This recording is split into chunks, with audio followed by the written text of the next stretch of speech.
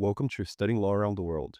I'm Claudio Klaus. In each episode, I talk with lawyers, law students, and professors from different parts of the world to talk about legal education, careers, and what the profession looks like in real life. We talk about the hard parts, the surprises, and the decisions that shaped their paths. Whether you're planning to study abroad, thinking about working in another legal system, or just curious about how law works around the world, this podcast is for you. This episode of Studying Law Around the World is proudly sponsored by ITL Prep from Emond Exam Prep, the comprehensive resource designed specifically for internationally trained lawyers preparing for the NCA exams. We understand that the NCA accreditation journey can feel overwhelming.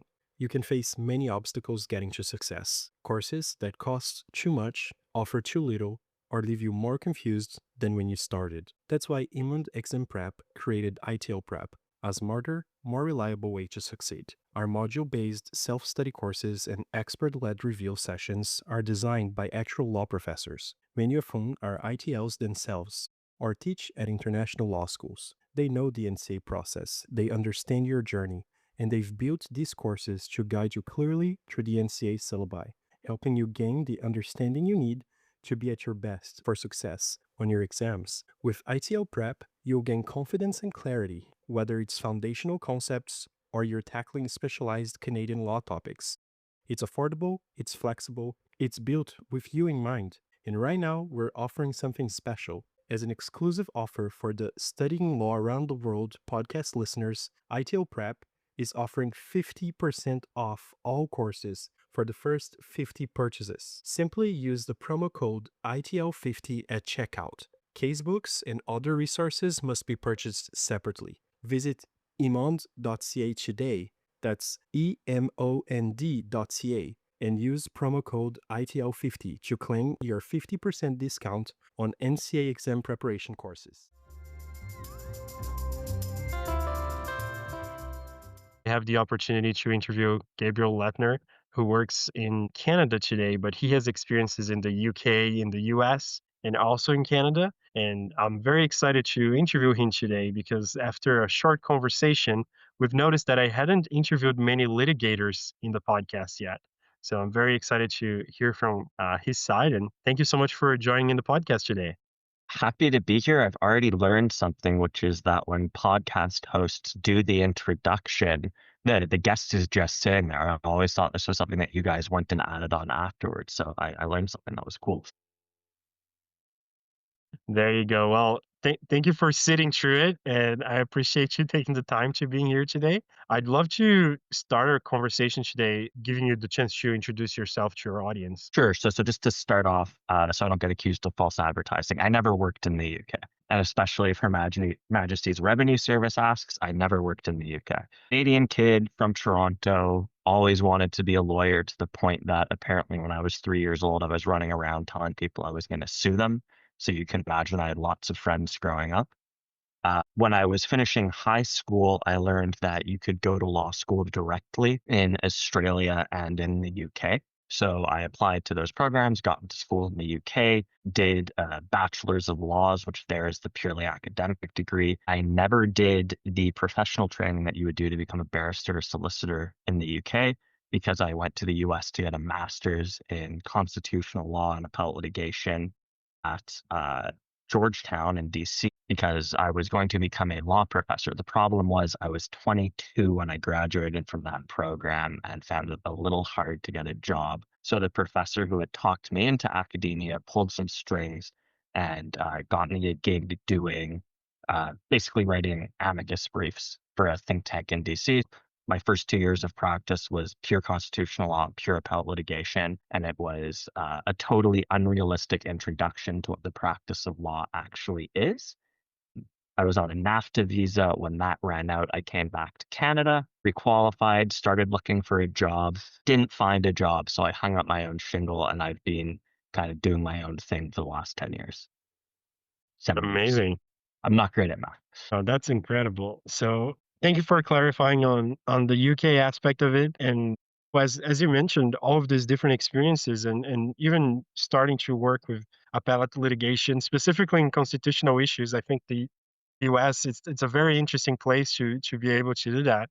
But I'd love to know specifically how have these experiences all throughout the world, in a way, or all throughout the common law, shaped your approach to litigation, to legal writing, and also if you could mention some of the key aspects of the differences you see in litigating in the US and litigating in Canada. Okay. For sure, a couple of caveats being that I can't do a direct one-to-one comparison because I went to law school in the UK for undergrad and nowhere else. So I don't know how different it would have been from, say, a Canadian undergraduate degree, same for my master's in the US, and then practicing. Very high level, I would say the UK's approach to legal education, and especially where I was very academically oriented, very theory oriented. You do contract law as one of 4 courses that you do for your entire first year. So my first year was contract law, property, criminal law, and then I guess Roman law rounded it out. So you're only doing 4 courses for the entire year. It's a very, very intense program. You get into the weeds of the kind of intricacies of different legal areas to a level that I don't think Canadian and American law schools might go. And then you're also studying things that I don't think you'd normally study in Canada, the US. So Roman law, jurisprudence as an undergrad, and then some, there was a dedicated legal history class, but half of your courses are basically legal history because they take you from the earliest days of the common law in England or church law and then build up to modern jurisprudence or case books. In some case, we're going back to the 1400s, 1500s, 1600s, and you're watching the evolution of the law. So I'd say that taught me a lot about how to read. Basically, the way that I approach reading a decision, a factum, anything like that is what my professors taught me in the UK. It's a very clinical, analytical approach. You break everything down into its constituent parts and then interrogate them. Super useful. US, I guess, then would be the mirror image of that. They taught me how to write. So one of the biggest differences that I've noticed between the US and the Canada is the time limits and page limits that you have for submissions in the US, particularly at the appellate level, are extremely short compared to Canada. So in the US, you might have an appeal or a motion where each side gets 10 or 15 pages of written submissions and then 10 minutes of oral submissions. And in Canada, that's more or less what a 930 is. So that's what we would give someone just to schedule a motion. You'd get, 5 pages of an aid memoir because no one actually keeps them to 3. And then you'd get 10 minutes to chat with the judge, and the other guy would get 10 minutes to chat with the judge. And then sometime down the road, you're going to spend 2 to 4 hours of the court's time arguing about something that in the US would have been handled on your first appearance. So that's a huge difference. And it means that you have to be extremely selective your submissions. So you don't get to say, I have 7 grounds of appeal and I have 3 arguments on each ground and 3 examples for each argument. You basically have to pick your top 1 or 2 points, make them extremely concisely, and then get out. So it forces a level of focus that I don't think is necessarily forced on us by the Canadian courts. That would probably be the biggest kind of distinction that I've noticed between Canada and the US. Another one would be how deadlines and court rules are treated. So in the US, I'm really talking about the federal system, which is where I have the most experience. If something is due on September 29th, it is due on September 29th. And if you try and upload it to the court system, at 12:01 on September 30th, it is not going to be accepted. It is going to be rejected as late and out of time. You're going to have to bring a motion. You're going to have to get court permission. You're going to have to explain why it was late. Whereas in Canada, we have deadlines. We have some extremely strict deadlines if you think about it. Normally for a statement of claim, if you look at what it says on paper, you have 20 days to respond, 30 days if you file a notice of intent to defend. That usually doesn't happen. You might not close pleadings and get a statement of defense for 6 months or a year. And culturally, we've sort of been told by the courts, don't bring motions for default judgment, and everyone's entitled to a day in court on the merits, which means that a lot of procedural protections kind of get swept away. So the timelines in Ontario don't mean much, whereas in certain US jurisdictions, you live and die by the clock. So there's a very different culture on that point. Well, that's so interesting. That's really interesting.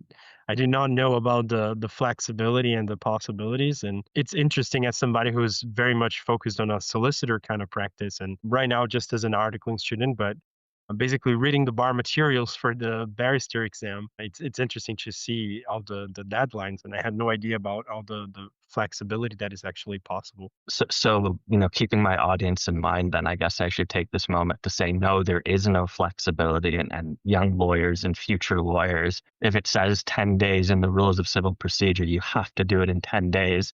No exceptions, be the change you want to see in the world. But yeah, so if you've been paying attention, or listeners have been paying attention, the big story, at least in Ontario now, is that they're redoing the civil rules. We got their first, or what was it, actually the phase 2 report a few months ago. In the opening of the court speech very recently, the Chief Justice was indicating that there are going to be significant changes. I think as part of that, they're probably going to have to change their approach to deadlines, but we'll see if that actually sticks. The problem is the rules can say whatever they want, but unless both the Superior Court and the Court of Appeal are consistently enforcing them as written, it doesn't really matter.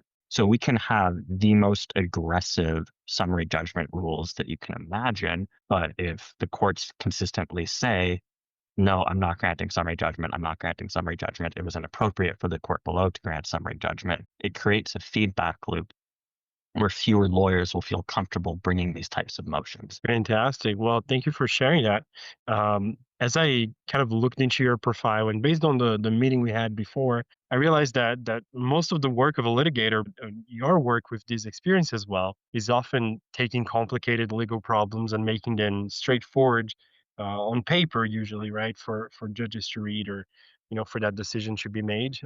I guess at points as well as an oral argument. And I'd love to hear a little more about what that process looks like. So what's your process for identifying the key issues that truly decide a case? So there's 2 questions there which are really interesting. One is, how do you make something complicated look simple on paper? And the other one is, how do you identify kind of the critical question or issue that a case is going to turn? I'll start with the first one because it's much easier for me to answer. So there's 2 types of complexity in cases that I see. The first is factual complexity. So this is a scenario where, you might have parties that have been doing business together for 15 years. There's tons of different contracts. There's different emails. There's a lot of moving pieces, and a lot has happened that's contributed to the mess that people are in. So for complicated facts, what I like to do is kind of take it back to tort 101 and causation. So it doesn't matter what type of case you're doing. Eventually, a judge is going to have to decide it. Judges are human. Humans are better at linear thinking than we are parallel thinking, and we're narrative creatures. So we like thinking about stories. We like thinking about cause and effect. So kind of work backwards from the bad thing that happened. Okay, my client lost $1 million. Why did my client lose $1 million? Because the other side didn't deliver these widgets on time. Why didn't they deliver widgets on time? Oh, because they didn't ship them. Why didn't they ship them? Because of this issue. And you work backwards to find the inciting cause. And then you can look at your fact set again, and anything that's not part of that chain of events, just get rid of it. Minimize it. You can summarize it, stick it in the back of someone's affidavit if you think it's really, really important. But when you're telling the story to the judge, everything you say has to be part of the story that leads to the problem, that leads to the result. So that's very easy to say. It's very hard to do. In terms of how to do that successfully, I'm a big fan of diagrams when the court will allow them. I also think a lot of the problems come from lawyers not doing enough discovery or interrogation of their own client's evidence. Very often you'll get a story that, okay, seems plausible, but when you start to kind of pick at it below the surface, well, there's this email that your client never told you about, and this conversation that the other side is raising, and oh, they have a recording of it. And then what you very often end up with is 2 competing narratives, and that can get very complicated because the plaintiff is essentially saying story A, the defendant is saying story B, and not only do these stories disagree with each other, in a lot of the time they're discussing completely different events. So I think what's really important is when you first get on a file, you go through your own client's evidence, you go through your own client's story with a pretty fine-toothed comb, and you pick out all the things that you think are going to be problems, and you figure out how you're going to address them and how you're going to simplify them. The second question you asked was, how do you figure out kind of what the issue is, what the key legal issue is. And the way I like to approach it is to start by saying, okay, if everything that the defendant or if everything that the other side is saying is correct factually, if every factual allegation that the other side is making is true, why does my client still win? What is the legal argument that means my client still wins? And if I have one, great. I'm off to the races, motion to strike, summary judgment motion, whatever, because the facts at that point cease matter. Second part of that is, okay, on the facts as the other side presents them, my client can't win. So what is the easiest to prove fact or easiest to disprove fact, which would change that so that my client wins? So they're saying there was no contract. Well, if there was no contract, my client can't possibly sue for breach of contract.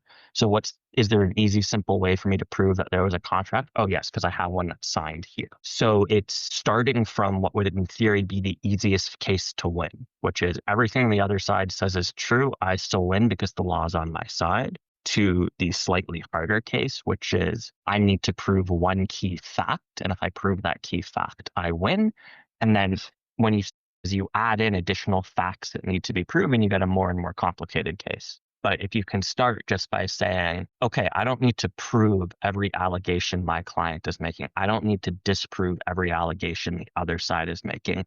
I don't need to turn this into 3 years of discovery, 3 months of trial arguing over this issue, because at the end of the day, the only thing that really matters is question X. So if you can get to that question very early on, it's great. And how to identify that first legal question is to do something which a lot of Canadian lawyers don't do, at least in practice, which is diagram out the actual elements of each cause of action. So, go to your textbook, go to your casebook, go find the leading case on, unjust enrichment or whatever cause of action you're dealing with. It has 3 elements. So, a benefit to the defendant, a corresponding loss by the plaintiff, and the absence of juristic reason, right? Those would be the 3 elements for an unjust enrichment claim.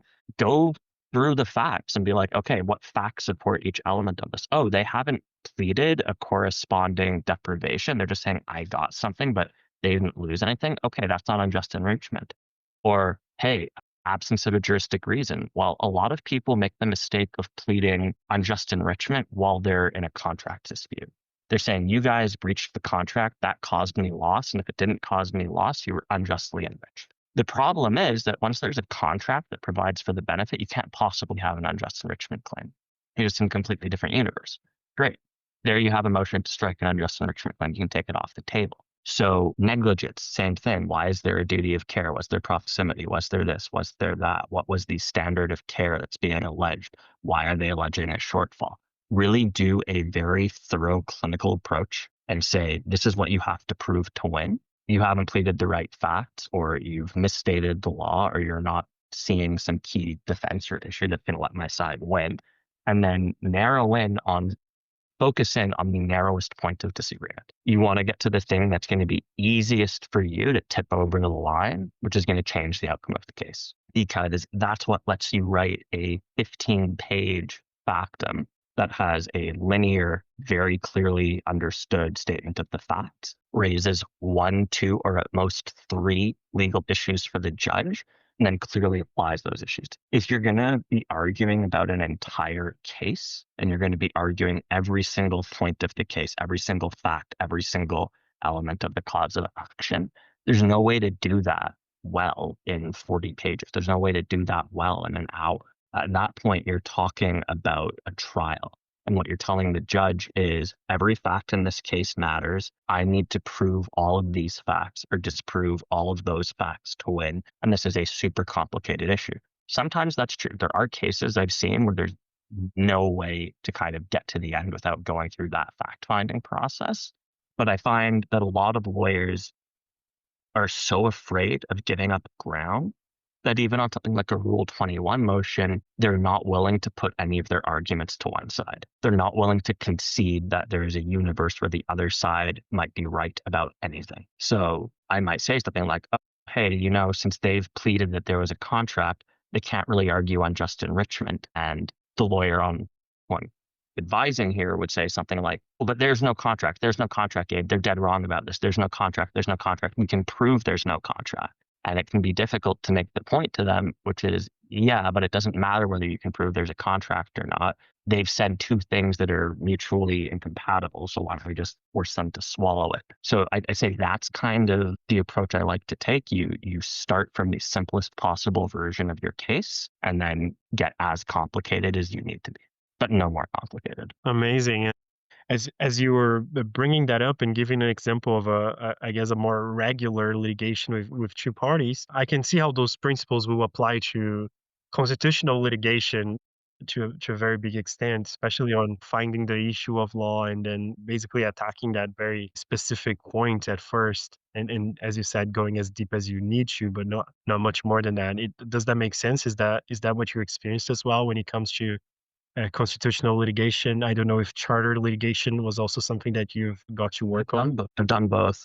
I'll say in the US, in my experience, constitutional litigation almost always ends up being an interpretive exercise. So it's about interpreting the Constitution or interpreting a statute that someone is arguing is unconstitutional, which means while there will be a factual record, it's usually not front and center. Everyone typically will kind of agree what the basic facts are.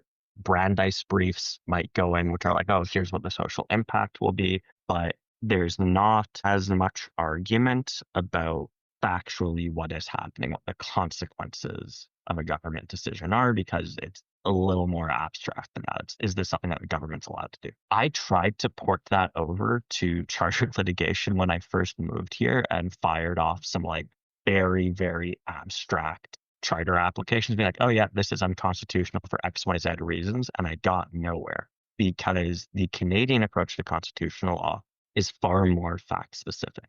You have trials that are about charter violations. I don't mean, oh, there was a charter violation in the trial in a criminal context. I mean, you get litigation going 3, 5, 7 years about whether or not a law is constitutional. Do you want to look at things like the Bedford challenge to prostitution? That was an application, not a trial, but like the original trial decision in that case was several hundred pages. It was extremely, extremely fact-bound. If you go and look at the BCCLA cases about assisted suicide, those, one of the lawyers involved told me like the amount of photocopies that they had was as much as my clients have spent on entire pieces of litigation. It is a very fact-specific process, maybe more akin to an inquiry or a coroner's inquest than what passes for constitutional litigation at the trial level in the US, where it's basically just a equivalent of a motion or application in front of the judge. You don't have big, in my experience, weighty, fact-bound trials that are changing the law. Very interesting point. And Gabriel, you've described yourself online as a lawyer that clients call when negotiations have failed. So I also wanted to ask you, when do you decide that it's worth fighting for something in court rather than just pushing for settlement? So I don't, which is great. That's not my job. I am not the person who decides whether to settle. And I actually think this is a very important point that a lot of lawyers miss. If anyone I ever worked against is listening to this, my apologies. But if you ever came to me on the phone or in the hallway and said something like, come on, Gabe, your client is being unreasonable, it's your job to talk them into accepting the settlement offer, you blew whatever respect I had for you in that moment. That is not a lawyer's job. We don't tell clients to settle. We don't tell clients to go to court. My job is to lay out the legal strengths and weaknesses of my client's case, tell them what I think the predictable likely range of outcomes might be at trial from, if you lose, what's the likelihood of that? What would be, average costs award against you be like, blah, blah, blah, to, hey, here's what you will get if everything goes exactly your way. It is not my job to tell my client to settle. It is not my job to tell my client that they should go to mediation. It's not my job to tell them they should listen to what the mediator is saying. All I can do responsibly is advise them on litigation risk and what their legal rights and responsibilities look like to me. I should probably rewrite whatever it is that you read. I'd say it's fair to say that the cases I like are the ones where the client isn't going to settle, because I'm not a huge fan of negotiation as an activity. It's not that I'm a afraid of compromise or anything like that. It's a completely different skill set from what I went to law school for and what I trained for. And it's, I think I offer great value and effective service at advocacy. Don't know if litigation is the same deal there. Sorry, don't know if negotiation is the same deal there. And it's, like I got out of employment law because I hated the mediations. The mediations were just ungodly repetitive. No one was really trying to solve the other person's problem. They were just arguing about a number and what was probably the least efficient way of doing that. So I'd say a lot of the times I have a conversation with my client up front and I say, hey, what are you looking for here? If you know you need to go to court because this is precedent setting for you, like I had a client who said, I have so many employees, I need a court order saying that my employment agreement has a valid termination clause. So I need this. Like I can't settle with this guy. I have to go to court and I have to win. So I was like, great, I'll do that because that means we're not going to mediations. We're not going to this. We're not going to that. I do a lot of work consulting on things like summary judgments or motions to strike. And then I'm very upfront with people. And I say, look, like if this goes to trial, I'm not your guy. I'm not going to sit here and watch this case for 3-4 years and then do a multi-week trial. I will help you argue this motion. I'll put this together. And as part of that, as it usually happens, the case might settle. A lot of cases settle on the way to summary judgment because you get cross-examinations and you get to look at each other's factums. And as a result of that, people get closer together. People start to see the weaknesses in their own case, and that's where settlement comes from. But I hate the grind of that. I don't think a lawyer's job is I don't think the plaintiff's lawyer and the defendant's lawyer are supposed to get together, beat up on their clients, kind of force people into a settlement. I want to get to court quickly. I want to get a determination of my client's rights. And that's what I advertise. That's what I sell people. Fantastic. And also another point here, it's that many of our listeners are in law school or starting their first jobs. So I'm curious to hear from you. What are some of the habits of skills that you believe that law students or early career professionals should be working on developing as early as possible if they want to succeed in appellate work or in a more motion heavy practice? Yeah, I can't say if this is a habit or a skill. I guess maybe it's a practice. You should go and watch court cases. Like the courts are open. That doesn't just mean that like the public gets to go and or media can send reporters to report on cases. Like you're allowed to walk into basically any courtroom in Ontario. There's a little sign on the door saying, hey, this courtroom's being ordered closed. And you can sit and listen. So pre-COVID, I used to spend a lot of time in Osgoode Hall just watching appeals. And I would go and, I'd walk across the commercial list and I'd watch motions and I'd watch CPC. I'd be like, okay, this is how lawyers are working. This is how people are advocating. This is the types of questions judges are asking. It's great. Now, post-COVID, you don't even have to leave your apartment. You can just get on Zoom and watch a lot of these. And, if you can't do it during the day because you're at work, there are a ton of Supreme Court cases that have been recorded. So you can listen to those on different websites. And then in the US, there's a website called Oyez, OYEZ.org, I think. And it has audio recordings and transcripts for basically every SCOTUS hearing going back to the 50s or 60s. So hundreds and hundreds and hundreds of cases argued by some of the top advocates of their time and maybe of any time. The law might be different. We don't have a Second Amendment in Canada. We don't have a direct equivalent of the First Amendment. But if what you're trying to pick up is the skill set of oral advocacy and particularly the skill set of appellate advocacy, you really just have to watch people do it.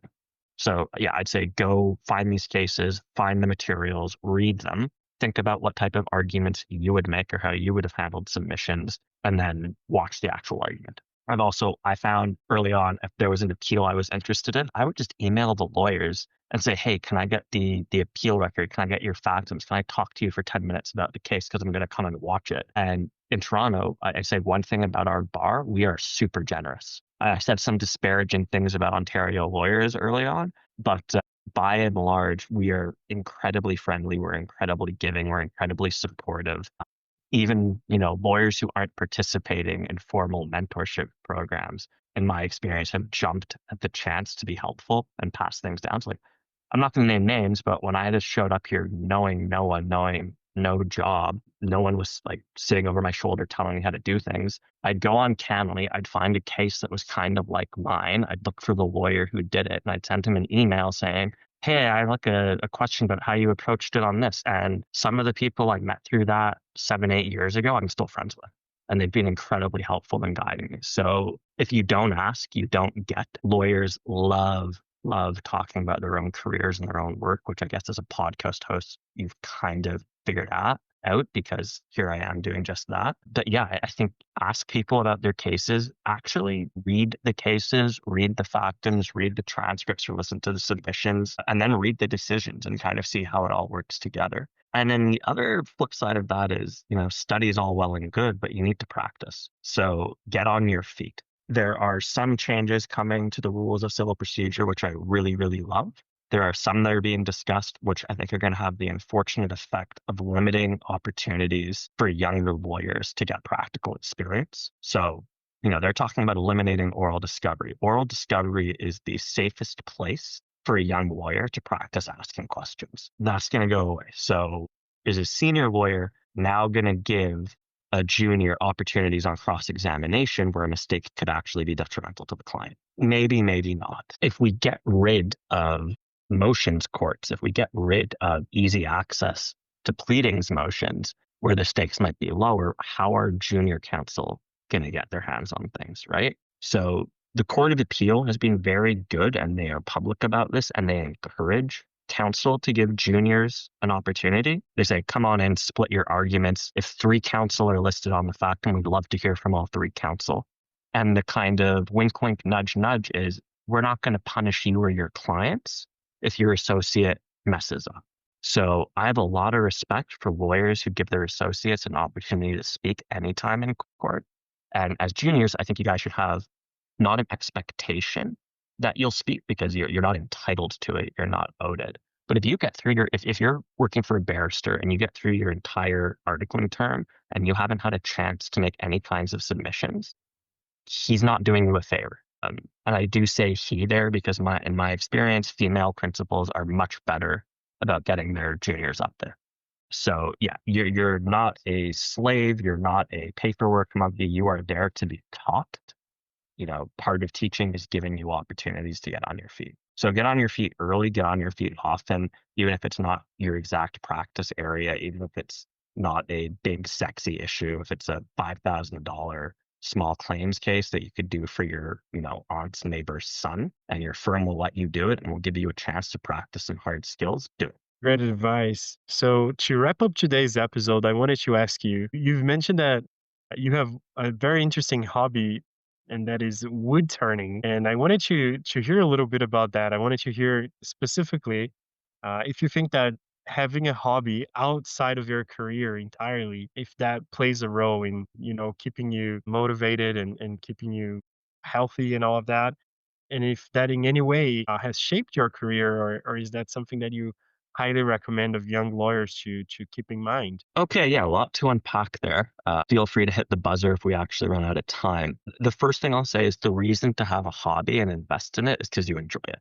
There's no other good. That's why they're called hobbies. They're not chores. So yeah, I would turn because I absolutely love it. Like, it's meditation for me. Having a hobby outside of law can be beneficial for a few different reasons. The first I'd say is the dinner party scenario. So sometimes you don't want to be talking about your work as a litigator, or sometimes your spouse doesn't want you to be talking about your work as a litigator. So sometimes it's great that when you meet someone for the first time and they say, hey, what do? You don't have to be like, well, I'm a commercial litigator who specializes in shareholder disputes. You can say, I do a lot, but what I was doing this afternoon, I was wood turning a vase that's going to be a gift for a friend, and I'm doing all these cool different techniques on it. So it gives you an excuse sometimes to talk about something other than your career, which as lawyers is valuable. More than that, it gives you or forces you to spend time with non-lawyers and talk about non-lawyer things with what I'll call real people. Because if you spend all day, every day, only talking to other lawyers, and especially only other litigators,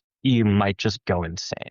We are not normal people. We don't approach life in a way that would be recognizable to 99% of the population. We walk around and we're like, oh, that store needs to move that extension cable, or someone's going to trip and they're going to get sued. And how would the owner's occupiers insurance respond to that? Is it city property? Like, who's responsible? Oh my God, oh my God, oh my God. Every insult is defamation. Everything, just you jump to a legal conclusion first. Normal people just like, oh, they should probably move that. They should move that extension cord. Maybe I'll just move it for them so no one gets hurt. And as for the effect on your career, I have gotten some of my most interesting cases from people I met through my hobbies. I think especially young lawyers, there's kind of an unhealthy, unrealistic version of legal marketing and how clients hire lawyers, which is you have to be the best. You have to be known for being aggressive and fighting for this and fighting for that. And you have to get all these chambers awards and whatever. The truth is, lawyers care about that stuff. Clients, in my experience, do not. Clients are going to pick a lawyer who they know or who their friends know and who they kind of trust and don't hate spending time with. They're going to assume you are competent. That's one of the best things about being a lawyer is your client base, until proven otherwise, is just going to assume that you know what you're doing. So you don't need to convince them of that. Every single lawyer is assumed to know what they're doing. Don't argue about your competence. Don't argue about what a great job you're going to do. Show them the other ways that you're going to add value and you're going to help them, make them like you.